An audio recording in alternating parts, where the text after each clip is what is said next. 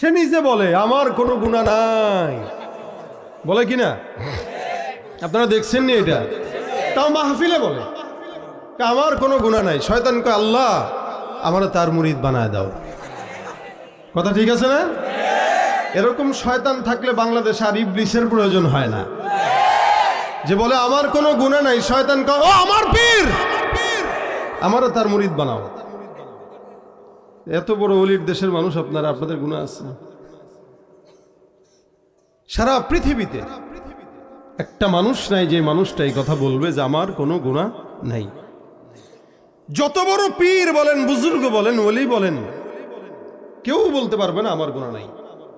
কিন্তু আফসোসের বিষয় এটা, আমার নিজের গুনাহ রেখেও আরেকজনের গুনাহ পাইলে আমি ওটা নিয়ে নাড়াচাড়া করতে পছন্দ করি, অথচ আমার তলায় গুনার অভাব নাই।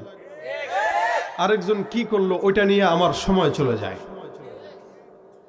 আল্লাহ রাসূল সাল্লাল্লাহু আলাইহি সাল্লাম বলেন, কেউ যদি দুনিয়াতে আরেকজন মুমিন ভাইয়ের গুনাহ গোপন রাখে, সাতারাহুল্লাহু ইয়াউমাল কিয়ামাহ, আল্লাহ পাক কিয়ামতের ময়দানে তার সমস্ত গুনাহ গোপন রেখে দেন।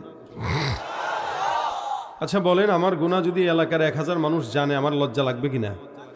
কিয়ামতের ময়দানে কোটি কোটি মানুষের সামনে যখন আমাদের গুনাহ প্রকাশ হবে, তখন কি হাল হবে?